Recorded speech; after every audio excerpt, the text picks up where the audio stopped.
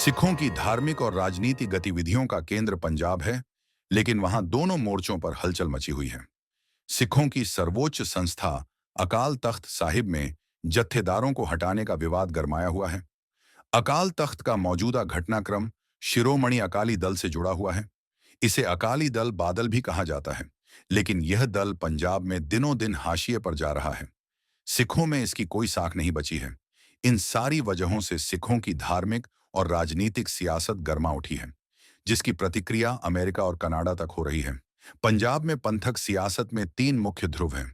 शिरोमणि अकाली दल पंजाब में सीधे सीधे राजनीति की एक धुरी है। शिरोमणि गुरुद्वारा प्रबंधक कमेटी सिख पंथ की संस्थाओं के प्रबंधन और व्यवस्थाओं की निगरान कमेटी है। श्री अकाल तख्त साहिब सिख पंथ के मीरी पीरी के सिद्धांत अनुरूप धार्मिक और राजनीतिक संबंध की तार्किक व्याख्या और न्यायिक मामलों के निर्णय करने का सर्वोच्च पीठ है। अकाली दल सिखों के राजनीतिक भागीदारी और अधिकारों की सियासी जमात है। अकाली दल 14 दिसंबर 1920 में स्थापित किया गया था। 1996 से अकाली दल का नेतृत्व प्रकाश सिंह बादल के पास रहा और 2008 से अकाली दल के प्रधान सुखबीर सिंह बादल रहे। जब 10 जनवरी को एसजीपीसी वर्किंग कमेटी ने उनका त्यागपत्र स्वीकार कर नए कार्यकारी प्रधान की नियुक्ति की। जत्थेदारों को सेवा मुक्त करने पर विभिन्न सिख समूहों द्वारा तीखी प्रतिक्रियाएं सामने आ रही हैं।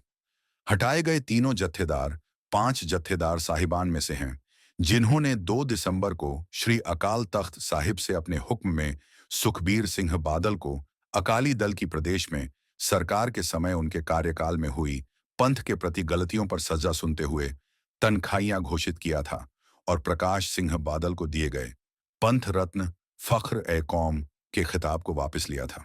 ऐसा माना जा रहा है कि जत्थेदार साहिबान को हटाए जाने की क्रिया का अकाली दल पर विपरीत प्रभाव पड़ेगा, जो पहले से ही अपनी साख के लिए जद्दोजहद कर रहा है।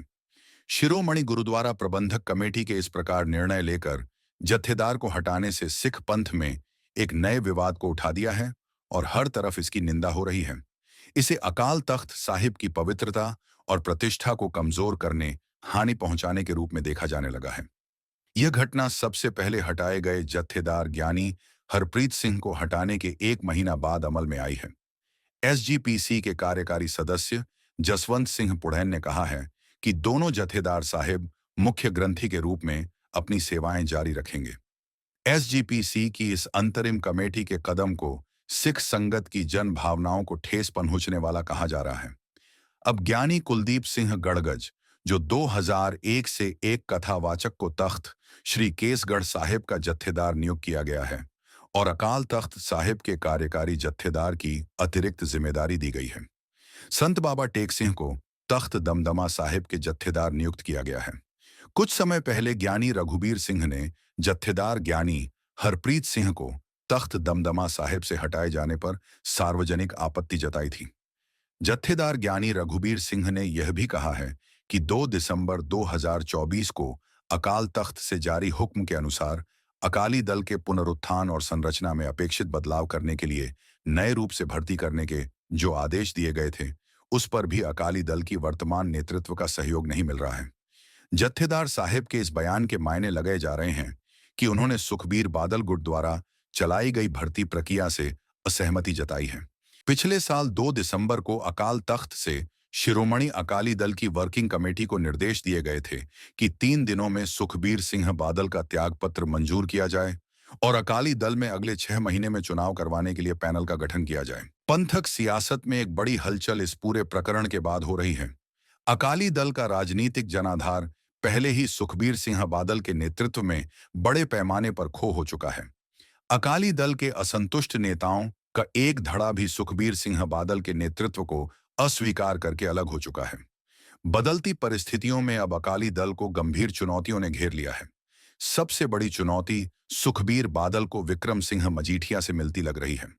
बीते कल विक्रम सिंह मजीठिया ने एक बयान जारी करके जत्थेदार साहिबान को यूं पदस्थ किए जाने पर गंभीर सवाल उठाए हैं। मजीठिया ने इस कार्यवाही को सिख मर्यादा और अकाल तख्त साहिब की प्रतिष्ठा को ठेस पहुंचने वाला करार दिया है।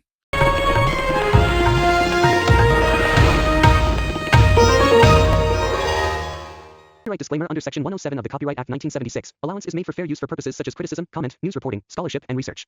Fair use is a use permitted by copyright statute that might otherwise be infringing.